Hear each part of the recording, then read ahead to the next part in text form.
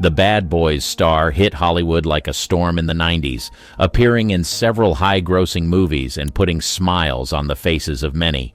He had the talent, the skills, and everything it took to make it big in Hollywood, and it was as though nothing could stop him.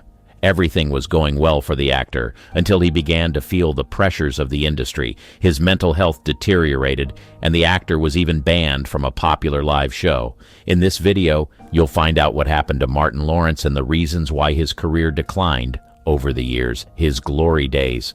When it comes to the comedy genre of the entertainment industry, Martin Lawrence is one of the big names that has contributed greatly to the industry. His journey to Hollywood fame started in the 1990s when he began appearing in movies and TV shows. It wasn't long before the world began to appreciate his talent and uniqueness. With a hunger for success and a career that would stand the test of time, Martin Lawrence graced the screens as a leading man in films like Bad Boys, Blue Streak, and Big Mama's House. The actor and comedian also dropped interesting performances on TV shows like Martin and Partners. The acting jobs just kept rolling in. It was clear that the actor kept himself busy, perhaps too busy, because what followed his string of performances was a major meltdown, an unexpected mental health crisis. Following the success of Bad Boys and other films, Martin Lawrence was convinced that there was nothing he couldn't handle. He immediately plunged into more work, proving that he could act, write, and direct as well. However, it wasn't long before the pressure began to tell on him. Just one look at the actor and one could tell that he needed a break. He wasn't going to be able to keep churning out high-grossing movies if he didn't step back and rest. Unfortunately, the actor didn't pay attention to the signs his body was giving him. Martin Lawrence went on to begin filming the dark romantic comedy A Thin Line Between Love and Hate, and a few weeks into the filming process, he had a major meltdown on set. It was so bad that he had to be rushed to the hospital immediately to receive medical attention. Thankfully, the film turned out to be a major hit, but the people who were with him on set that day couldn't forget his meltdown. His episode on the set of A Thin Line Between Love and Hate certainly left a dent in the actor's reputation, but that was not all. Martin Lawrence had yet another meltdown, but this time he was not on screens, and he was on the streets of LA saying strange things out loud. Due to his actions, the actor was rushed to the hospital again. After the incident, it became clear that his reputation in Hollywood was hanging on a thread. His meltdowns ended up hurting his career and ruining his chances of getting major roles. This was one of the reasons why the actor became scarce on screens at the time. But aside from meltdowns, he made a mistake that led to him losing his major comedy gig. The mistake was so costly that it threatened the very career he worked so hard to build. Banned from Saturday Night Live for life. In 1994, Martin Lawrence was set to carry out his one-on-one hosting gig on Saturday Night Live.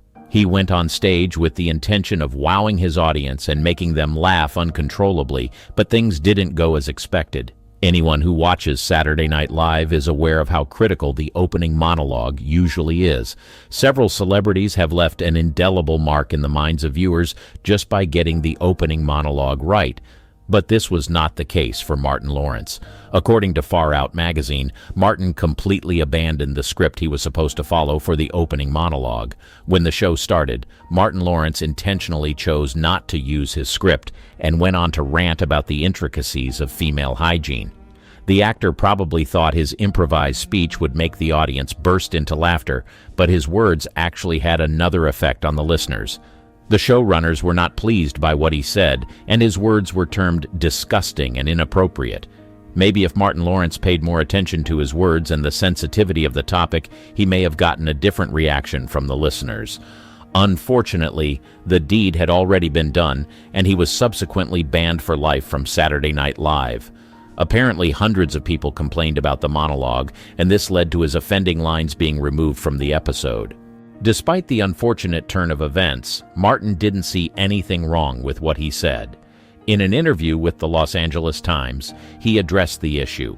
In his words, "People have to have the right to laugh, or else you're going to have a lot more of us going crazy. If you can get past the language and have fun with what I'm talking about, I'm going to help keep you mentally healthy." Sadly, his explanation didn't change his fate. The deed was done already, and there was nothing he could do about it.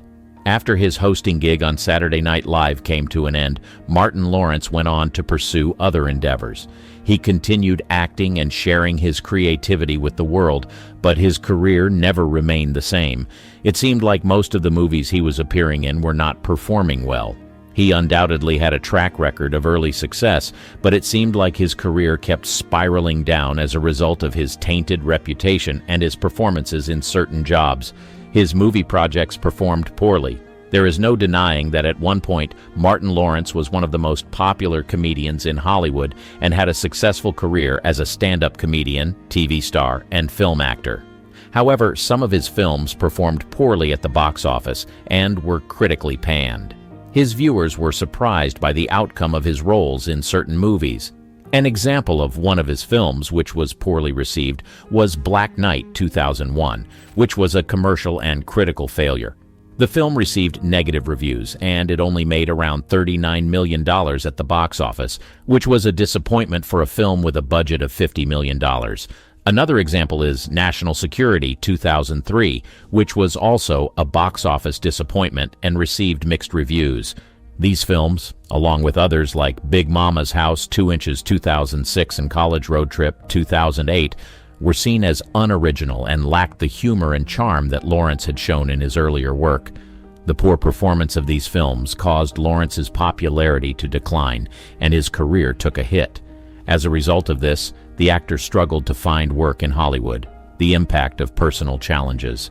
A lot of people don't know that Martin Lawrence's relationship and marital issues have had a tumultuous impact on his career. The fact that the highs and lows of his relationships have played out in the public eye has contributed negatively to the actor's career. Martin Lawrence's first marriage to Patricia Southall, a former beauty queen, ended in divorce in 1997, with rumors of infidelity and financial issues contributing to the split. The aftermath of his divorce was one of the most challenging periods in Lawrence's career, as he struggled to come to terms with the end of his marriage while continuing to work in Hollywood. During this time, his behavior became erratic, and he was involved in several incidents that raised concerns about his mental health and well-being. One of the most infamous incidents occurred during the filming of Big Mama's House 2 Inches in 2005, when Lawrence lashed out at his co-star Tichina Arnold, allegedly raining insults on her and accusing her of being jealous of his success. This outburst caused tension on the set and led to concerns about Lawrence's mental state. All these factors have contributed to the steady decline of the actor's career. However, despite his challenges, the actor has continued to put effort into reviving his career. The actor never openly admitted to being blacklisted, but it is clear that his meltdowns, ban from SNL, and public tumultuous relationship issues all contributed to the decline of his career. If you enjoy good movies, you should check out this video about a 1980s classic, The Elephant Man.